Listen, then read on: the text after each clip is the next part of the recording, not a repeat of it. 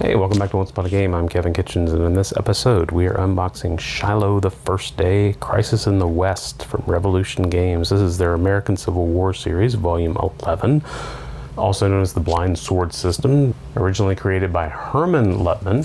This is a huge box. This is one of the biggest ones, I believe, that I've seen. So this one was designed by Steve Carey. Developed by Roger Miller, graphics by Edmund Hudson, Charles Kibler, and Mark Mahaffey. So let's dig in, see what you get in the box.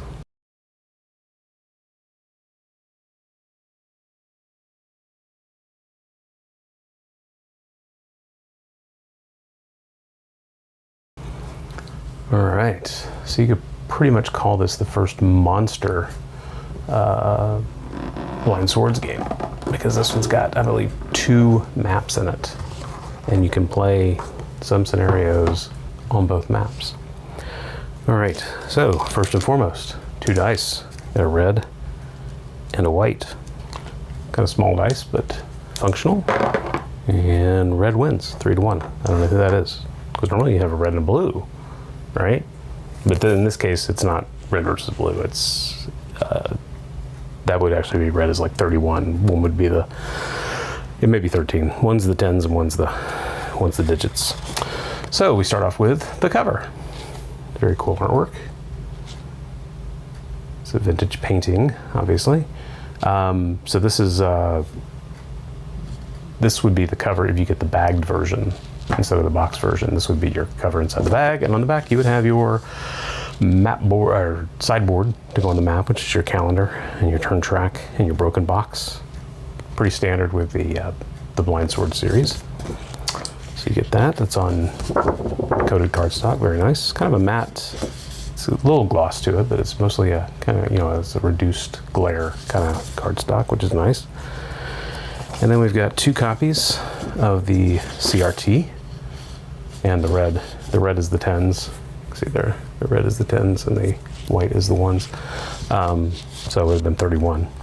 So 2 copies of these. These are identical on this side. They have your combat results table, ranges, combat shifts, artillery, so on and so forth. And on this side, it's your, I take it back.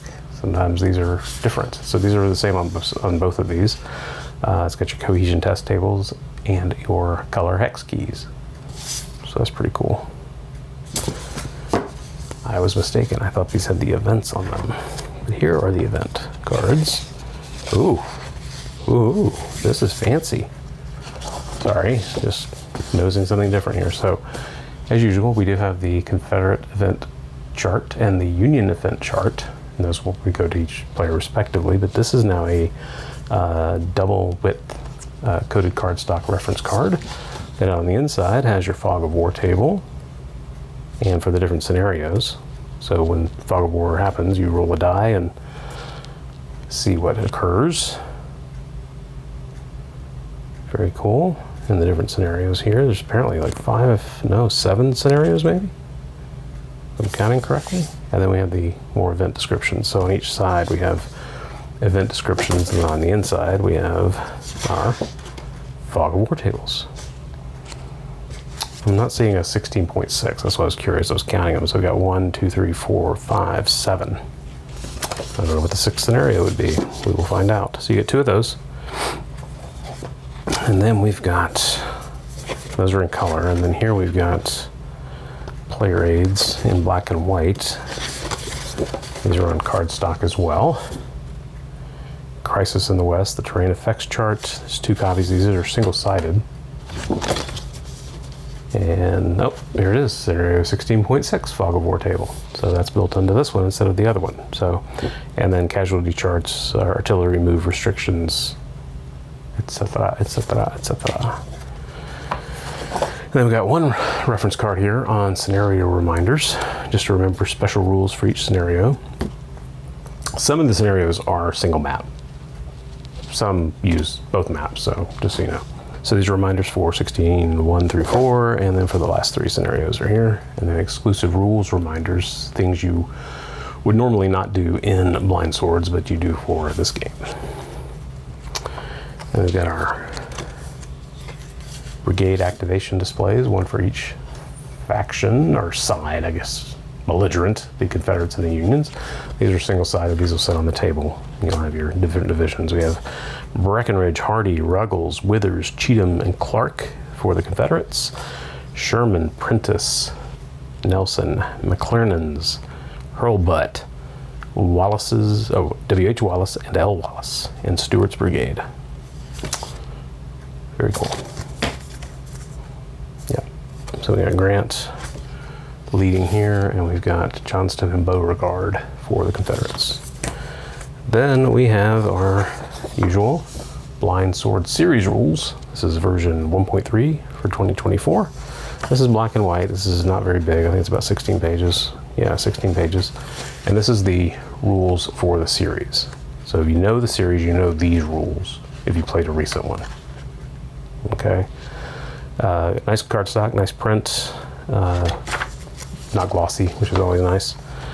And then we have the exclusive rules for Shiloh the First Day, Crisis in the West. So these are the rules that are specifically for this game. Similar structure. This is also 16 pages. Yep. And starts there, shows you the counters. This one's in full color, obviously, on matte finish paper. Tells you about the terrain. It's pretty decent print. It's not very fine print, which is very helpful. So it's not going to be too dense, and you just add this to your knowledge base for playing this particular game. Close combat rules, end of turn procedures, Confederate surprise, surprise, and then we have designer's notes on 14. So, and then we have our index that points us to where to find things. It looks like it's just in this book. It doesn't reference the first rule book. So, all right, so that's the exclusive rules. Again, some nice artwork on there. And then we have the scenario book. And we know there's 7 scenarios because we've seen that already. So this also is gonna be 16. It is, no, it's 24 pages. So the scenario book, also full color, matte finish. All right, here we go. There are 7 scenarios offered in Shiloh the First Day. 3 use the included small maps. 3 utilize only one map, while only scenario 16.7 Bloody April uses both maps. Oh, this may have smaller maps on it too. That's very cool. Let's see what we got. A scenario special rule overrides any standard or exclusive rule, and we saw those on that other chart. So yeah. So 16.1 Colonel Stewart's Defense. It's a mini scenario to introduce you to the game. And it plays 3 turns and uses an 8.5 by 11 map. That's nice. That's very nice. 3 uses small maps, 3 uses only one of the maps, and 16.7 uses all the map. Very cool. All right, so we've got Colonel Stewart's Defense. We're in for it now. And my God, we are attacked. So those are the special maps. Maybe. This is map B only.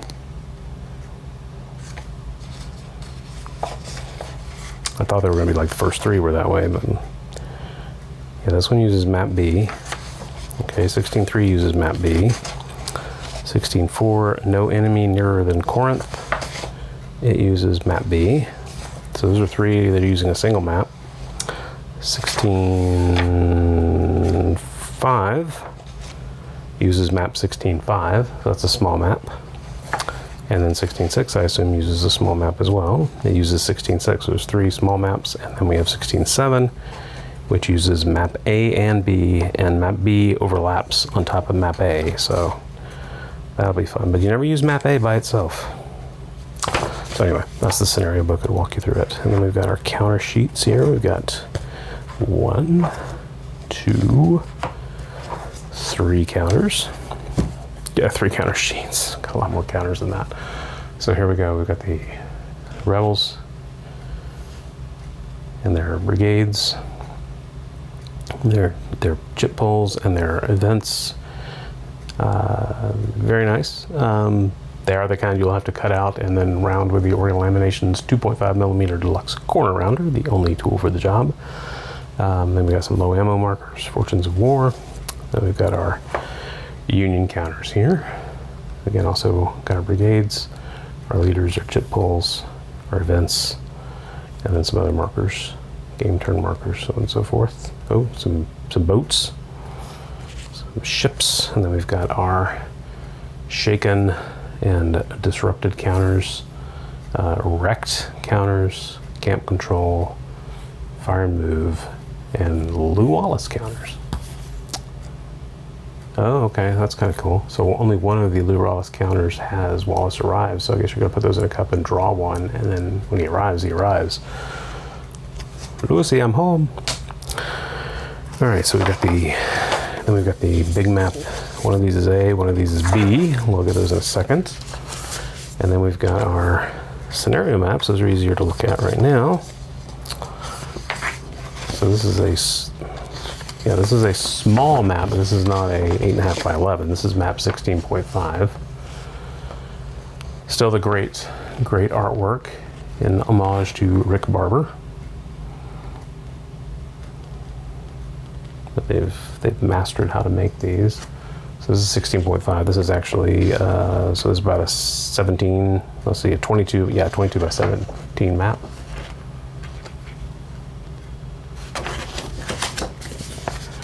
And then we have 16.6, which I don't even know what size that is. It's probably like a 13 by 13 map. Let's find out. It is it's about an 11 by 11 map. Shows what I know.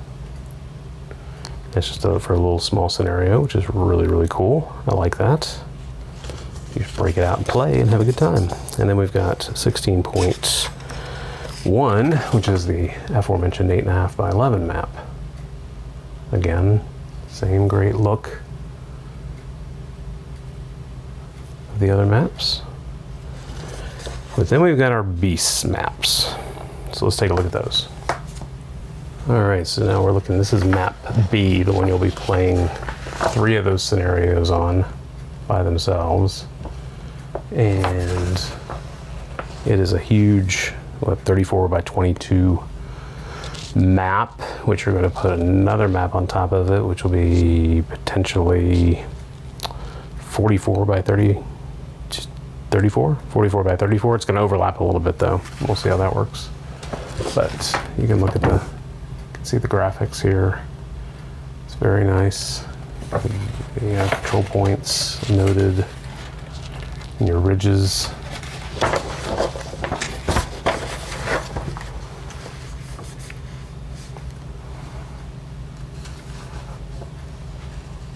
Mountains.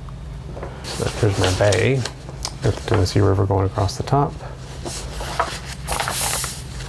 More ridges, mountains, and a nice river there.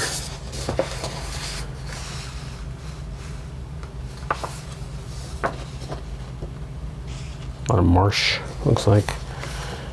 And then these end up overlapping.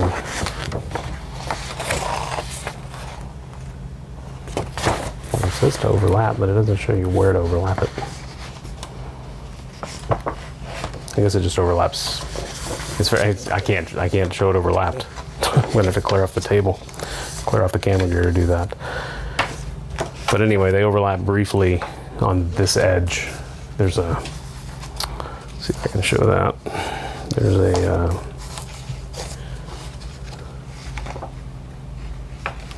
you can kind of tell where the rivers are gonna like overlap like that, right? So you can see on the line, the road lines up. So essentially 3939 goes into 1039 on your screen. So anyway, let me get this back in the box before I destroy them like a gas station map, and we'll recap everything that you get in the box. All right, so if you pick up a copy of Shiloh the First Day, Volume 11 in the American Civil War series from Revolution Games, you are going to get those 2 large full-size map sheets that we took a look at. You're going to get the small 16.1 8.5 by 11 map sheet, the 11-inch square Tennessee River map sheet 16.6, the 17 by 22 map 16.5, 3 sheets of counters and markers, your scenario book detailing the 7 different scenarios in the game, the exclusive rules just for Shiloh, the First Day Crisis in the West, the Blind Swords series rules, which cover all the games in the series, the 2 brigade activation displays, 1 Confederate, 1 Union, scenario special rules reminders, as well as series, not series special rules, but exclusive rules reminders. 2 copies of the Shiloh the First Day Crisis of the West terrain effect chart, brigade order details, 1 for each player, 1 for the Union, 1 for the Confederate player, the event description, documentation, as well as the scenario fog of war charts, and 2 copies of the cohesion test tables, and your always necessary combat results table. And on the back of the bagged version cover, you're going to get the sideboard with the calendar and the turn track. 2 dice. Roll a 22. And that is everything in Shiloh the First Day Crisis in the West, American Civil War, Volume 11 from Revolution Games. Thank you so much for watching. God bless you. Bye-bye.